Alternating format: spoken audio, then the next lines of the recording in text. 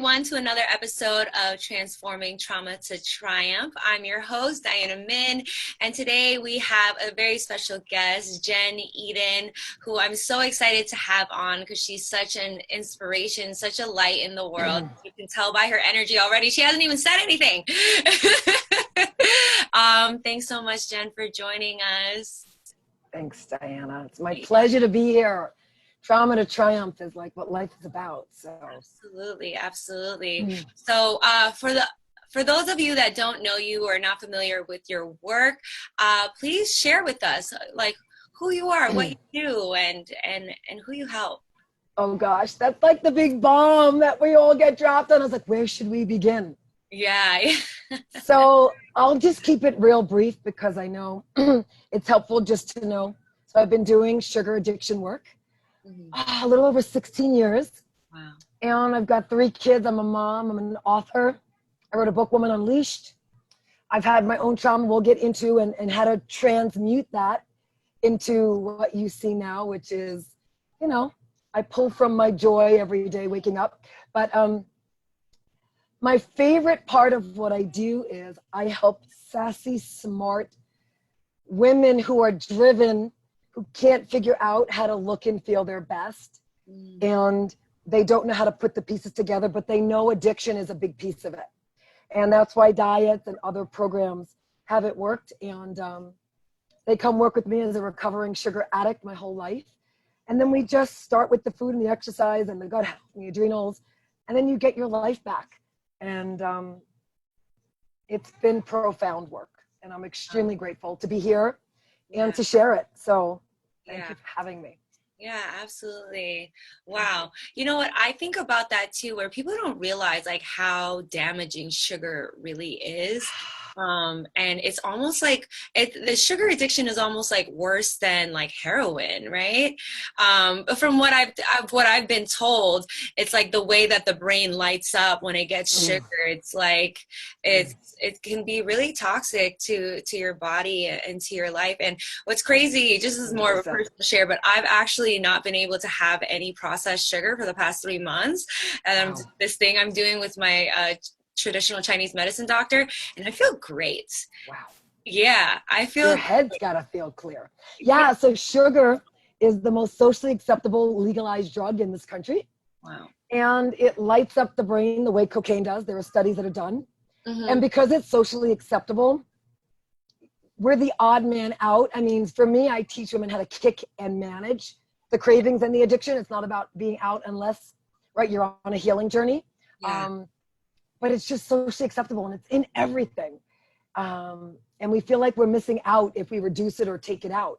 Yeah. So I teach the sugar freedom method of how to have it in or out depending, but you're in control. And you're 100% correct. It is the most highly inflammatory thing you can consume. I'm just going to stand on the record now and say that. And good for you having it out. You feel light. Yeah. Yeah. I miss frozen yogurt, but it's okay. I love that. Well, we find other ways to do it if it hurts your body. Yeah. I've actually learned how to make chia seed pudding, so that's been my thing. And it's all right, it works. It works. And we can talk about banana fruit smoothies and things where it's the consistency of ice cream. Yeah. But, without the cane sugar. Yeah. Well, I know that you have been doing this work for a very long time, but were you always this empowered and were you always this like amazing light in the world, or how did you get to where you are now? And I know you're in your RV right now, which we'll touch on. Like here's my window. I was telling my God. Yeah, we'll get to that after, but I do live in a rig right now. So cool. 1 year is coming up on. That's amazing. That's the dream. Just seeing America, living in nature, and just traveling with your family. I mean, that's incredible. Unhooking from what society says it needs to look like. That is so much of the work you do. Yes. I know it from having the trauma, which I'm happy to, just touch on, that my life wasn't always pearls. But I think we talked about this when we were deciding, hey, should I come join, this amazing event? And the more light you see a person have now, I truly believe it's because they've learned to manage their dark. Mm. And so I've had a lot of dark and a lot of mental illness in my family, a lot of addiction, which is why I do what I do. And when you learn to manage that and it not become you, I know you get that given your history, and you manage it and heal through it, heal past it.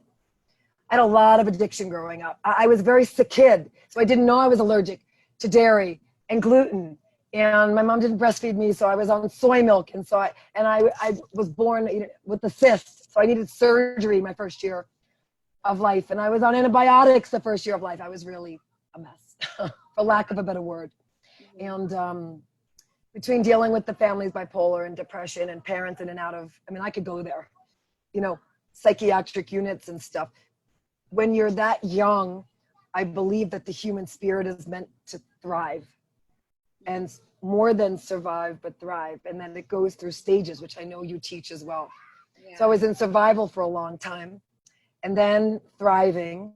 And now I teach, right, this addiction piece to help women get past whatever their stuff is. I don't, their challenges.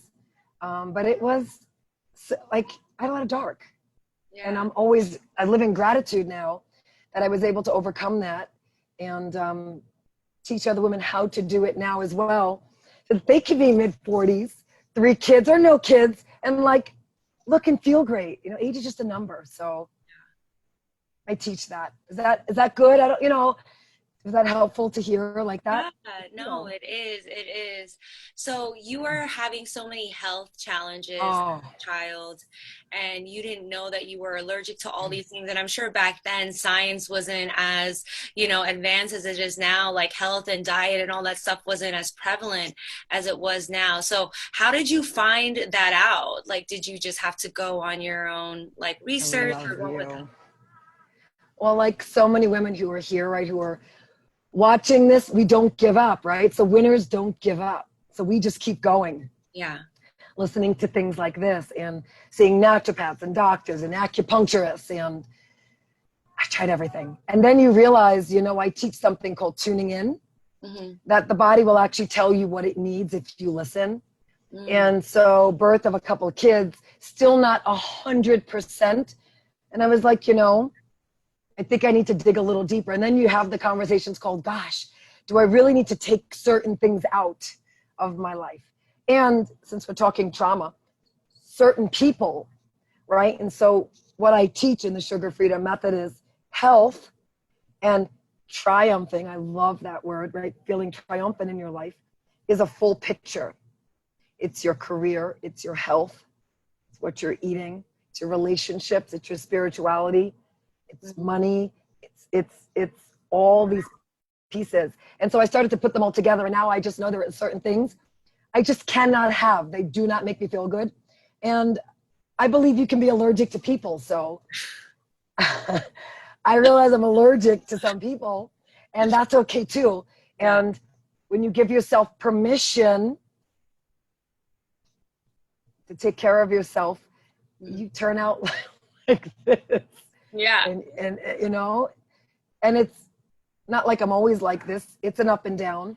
But the beauty is when you have the tools, the way you teach as well, I love your stuff, you can get out of whatever dark you find yourself in. Does that make sense? Yeah, absolutely. So I have a lot of tools in the toolbox. Yeah. I think for people, and I notice this as well, when I'm working with people, is that people have very poor boundaries, right? As far as what they deem good enough for their consumption, whether it's food, whether it's energy, whether it's people, right? Although they can maybe be allergic to foods, people's energy, right? Whatever it is, they'll still kind of all right, I'll still accept this, or I'll still do it, or I'll still eat the sugar, or I'll still hang around with these people. And it's how is it that, you were able to just be like, no, this is not healthy for me, so I choose. I love it. Because, how do you find? I love it. I've got an answer. So, and I keep referring, and it's not that I don't mean to. It's just the method came from me. So I always think in like methods now. So Yeah. the sugar freedom method, like pre-module 1 is how to redefine guilt, right? So we feel guilty releasing people from our lives or not eating what grandma Nona, you know, my grandma Conchetta would serve. And I find that it's the stuff going on up here versus us making it about ourselves, which is what I teach. How could I take better care of myself today? And if I didn't eat that or see so-and-so today, would that make me, would I feel better? And would that maybe help them because I wasn't doing it out of guilt, but I was doing it on a day when I wanted to see them or wanted to eat that piece of cake or drink that wine with my family. You know, we do it a lot of times out of guilt and shame and stuff. And so we do that to ourselves as women, as a culture. So I had to unlearn that. Mm-hmm. Mm-hmm. That taking care of myself is not only okay, but it's mandatory, especially as a mom of 1 and then 2. I mean, I have 3 kids now, 12 and under. And it's like survival of the fittest as mom. And I don't mean like body, although it's nice to feel good in your clothes, but like, I don't want to repeat the cycle of what I grew up with. And mental health is about self-care. And when you have that predisposition in your family for mental illness and depression and anxiety and every addiction known to man, you start to learn that you're not at a disadvantage. You just have to be more mindful than, let's say, my husband who doesn't have that and wakes up friggin' cheery, Diana. I'm like, how do you just wake up that way? And he's just, I learned that we're married 18 years this year, and his brain is just programmed different. And so I teach that with women who come see us and with the method, that when your brain is different, it's okay, but you got to know how to take care of yourself. Yes. And so self-care. So I see it as self-care now, not being bad or not a good, you know, Catholic or whatever religion or, you know, Italian. Italians are very tight. And so I do reframes. Right. I know you do too. I reframe the situation. So. Yeah. And I think a lot of people, and I know you work mainly with women, it's like women tend to be the self-sacrificing like role in whatever relationship they're in, you know, and it's almost like we forget that like how we show up in the world really comes from how we treat ourselves first and honoring ourselves and honoring our needs and taking care of our health, right? And all that things, because I feel like women tend to be just such nurturers that we're always just like giving, and we forget that like the person that we need to give to first is ourselves in order to be of service to others, you know? 100 love. Yeah. And it's a circle to me. So we think the giving, but what about the receiving? It completes the circle. It's only half a circle if you don't do the other side of it, which is receive. And the weight loss and all the stuff and the better health and the joy. You're like, Jen, you're smiling. Well, hey, I knew this was going to be fun today.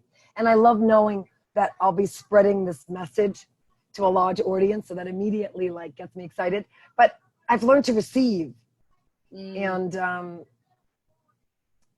it's the spice of life, and it's cultural, you know, it's societal that we do it to ourselves. If I see one more woman and not bad or good, I definitely don't allow it. I don't teach my girls it, but women will like, they have their cape on, you know, like they're Wonder Woman or Super Mom, and like bullshit. Like I'm calling that. It's not okay. I don't want a cape. I'm not perfect. At 3:00, I will be laying in the back, 20 feet away. My kids know, like, wow, mom hit done. And I will just lay flat. Because if I don't, I'll be in the fridge. I'll want a cocktail. And well, that stuff is okay. I only want it when I want it. Not when the cabinet can't stop calling us.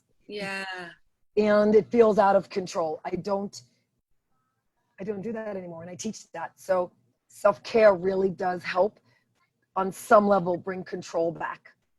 To the addiction stuff and rest the body. Just rest the body. Wow, that's such a good point about the emotional eating aspect of it, right? And I want to talk more about that because I actually have a few clients that actually struggle with Mm. emotionally eating and or being able to implement, even though they know what they're supposed to do, they can't get themselves to do it, or they start doing it and then they kind of Messed fall up. off. So like, what is something that you recommend for someone to really be able to stick to what they know is healthy for them, but then they can't get over that Mm. emotional hurdle of like, well, I need it to make me feel better. So good.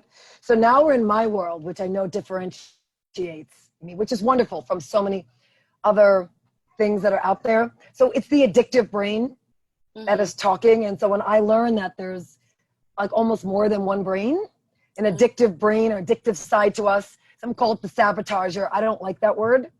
I Yeah. find when you have a high level of addiction, which by the way is not a bad thing. I'm highly addicted, but like that's part of who I am. I own that, right? That's what gives me the light.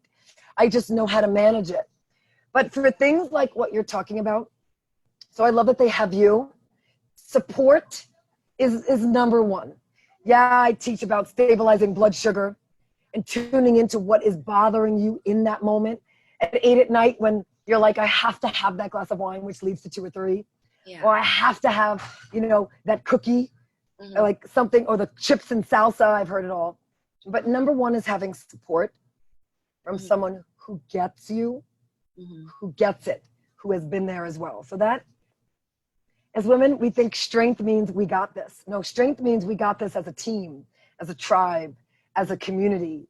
Mm-hmm. And sugar freedom method women, I call, like, we know when we're having a moment, it's so nice, right, to have the support the way you have with Yeah. your women. So that's number one. Number two, something is bothering us. If it's nighttime, there's something bothering us. And if we don't scratch the surface and look at that, we will keep going to the food, the sugar, the way you said it lights up the brain. We will Mm-hmm. keep going to that to give us that natural, well, it's not a natural high. Does Mm-hmm. that make sense? Like feeling a little low, had a really long day, let's just say, or client stuff was tricky, or if you have lawyers, or I don't know, I work with a lot of professionals, and they're like, or moms, it's like, God, long day. And so they're feeling low. Yeah. But they don't know that there's other ways to feel high Uh, without necessarily eating or drinking something, right? You don't always know that until, well, I teach it. I mean, that's what and yeah. so I say, let's give you a buzz in a different way. And Yeah. then when you wake up the next day and you feel good and you look good and you start to notice you don't quote unquote need it anymore, Yeah. that way you break the habitual cycle. So it's a couple of things, right? It's emotional, it's habitual, it's you're feeling, is that helpful by the way? You're feeling low. And Yeah. then, so I teach many different ways to bring you back up. And Mm-hmm. then I teach just go friggin' have it, just don't feel bad about it. So,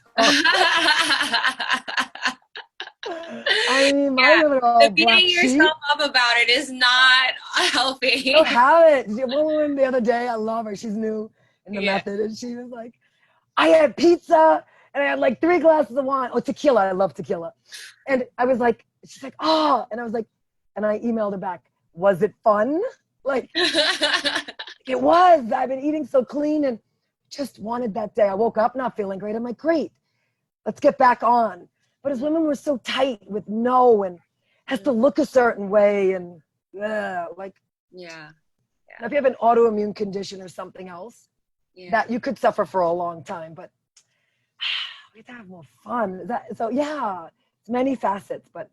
having the support and the accountability Hmm. is number one to me. A lot of times we live in our own heads and then we think we're taking 2 steps back when in reality that was the biggest breakthrough you just had, having whatever you ate. You just didn't view it as a breakthrough.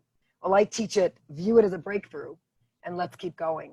It's a Yeah. very powerful way to look at mistakes or whatever we call them.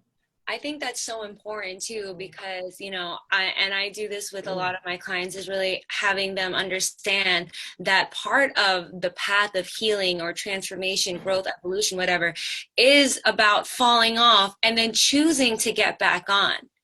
and not staying off. And that's the path.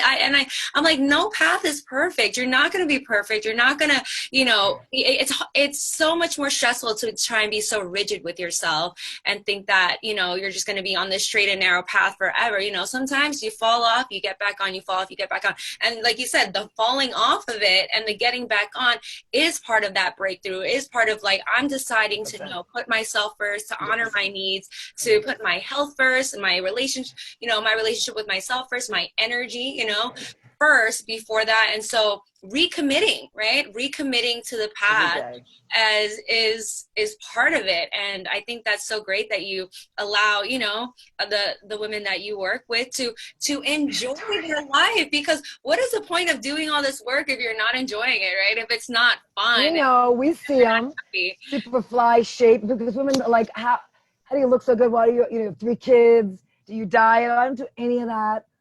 Yes, it's taken me a long time, and yes, it's a long time. But consistency is number 1. And number 2, I laugh a lot at myself. And number 3, I teach that perfection is some made-up word that diet companies, exercise companies, all these programs will sell. And when I tell women like what my week was like, they're like, oh my God, my mentor and my coach has these weeks too, and she can still look and feel great because she learned to get back on quicker. And I also don't eat a lot of that stuff ever. I mean, I do on occasion, but I'm more addicted to feeling good about my life and where I'm headed than the food that just addicts the brain. So but I'm with you. It's about just getting back on. I love that you said that. And that perfection's it's a made up, just like you fail. The way you fail is if you quit and you don't do something else. Then, all right, maybe you fail, but then just get back up and do it anyway. And so for anybody who's watching this right now that is kind of in a place where they are either not feeling their best mentally, emotionally, physically, whatever it is, right, relationally, what is something that you can offer them that they can maybe implement now that'll get them somewhat on, their own journey? And then also, obviously, we'll talk about the journey with you if that's something that's a value to them. Okay, I love that. So I always say first answer, right answer. So I had 2. Number 1, I find that when we think about ourselves too much, so I have a lot of depression, and anxiety in my family lineage, nervous breakdowns, and I get it. I know where it comes from now. That's for another day. But more importantly than where it comes from, I realized, noticed, and now teach that you can't occupy your brain with 2 thoughts at the same time. So if you're feeling very down while you're hearing us speak in this particular interview, if you can have gratitude or think about something you would like to do for somebody else, you can't feel bad about yourself. So on my days where I'm like, oh, I can feel my brain chemistry is off because I got 3 kids. Brain chemistry's got to be off somewhere. And I'm a woman, right? And I'm still menstruating, all this other stuff. Just to keep it real. That's real. And depending on what you eat before your menstruation, oh, God help us. So it messes with your hormones and everything going on in the world. Women's hormones are very sensitive to world energy. So I find if I get out of myself and I'm like, who can I give back to? What can I have gratitude for right now? I cannot feel as low. Now, I didn't say I don't feel low because I have that in my family and I can go there. I can go dark. But I've trained myself on never to go super dark. And I know women know what I'm talking about when I say go dark. But you can't occupy, your brain can't occupy 2 thoughts at the same time. So number 1, go think about somebody else, go volunteer, go have some gratitude for your life somewhere. That's number 1. Oh, I love my family. My loves. This is such a organic interview. It's all good. I love it. Let's keep it real and authentic. Oh, always. 42 feet of space. Oh, apology accepted. I love them. Number 2 is eat more fresh fruit and vegetables. Wow. What we eat forms our blood. Our blood goes into our bodies, Mm-hmm. helps bathe our cells, feeds our mind. Wow. Having a bad day, my family knows. I don't personally touch cane sugar a lot. That one for me is my kryptonite. There are other sugars I teach can work. For me, it's my kryptonite. Really messes with my mind. But just eating, forget taking out, don't do this, and other stuff people teach. What if you just ate more organic fruits and vegetables and just feed your mind better? Those two things alone could change your life. Now, I understand if you're like, well, that's great, Jen, but I'm feeling really low, or I just had something recently that feels traumatic. Yeah. I understand. Maybe you can't do both. Pick one. Yeah. Eat an apple instead of a candy bar. I don't know, eat some strawberries instead of a glass of wine. And you'll get a similar hit from the sugar. Is that helpful? Yeah, And yeah, so yeah. those are my two ideas. Yeah. I picture myself eating celery while writing what I'm grateful for on the fridge. And I think both of those would actually make me feel really good. If you like celery, I if you are watching, you're like celery. We don't care, Diana and I. Eat what you like. Sugar method always teaches. Eat what you like. Make sure it's healthy. Yeah. It feeds your brain. And it does make a huge difference. More than I can share. Do it and then email me. Be like, oh my God, Jen, it worked. Yeah, it works. Yeah.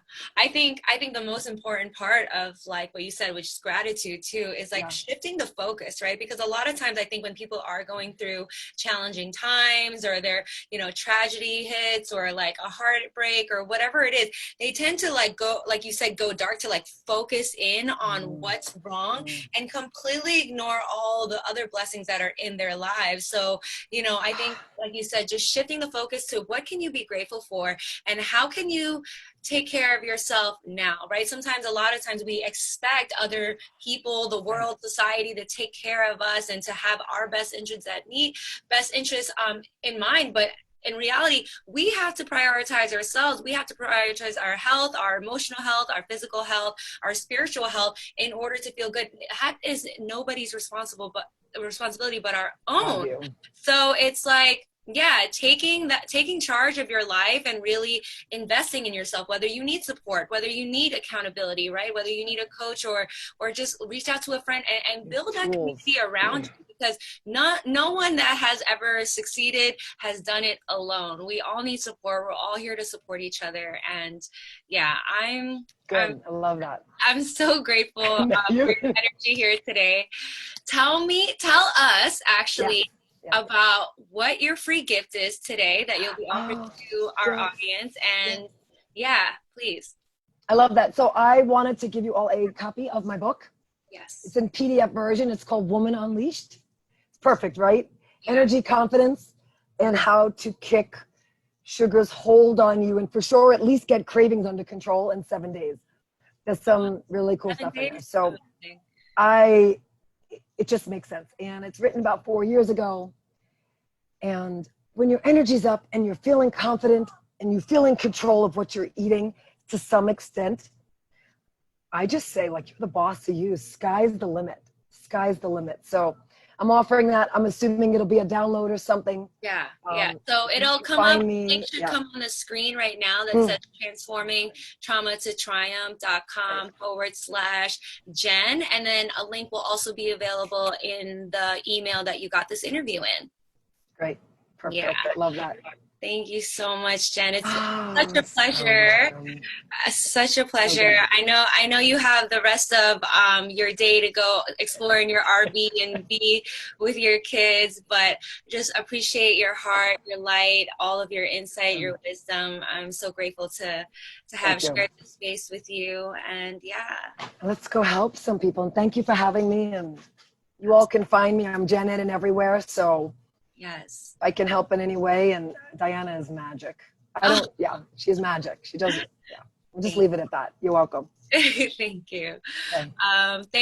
Thank you guys for tuning in to the episode of Transforming Trauma to Triumph. I'm your host, Diana Min, and we'll catch you on another episode in your inbox tomorrow. Have a beautiful rest of your day, everyone. Thank you.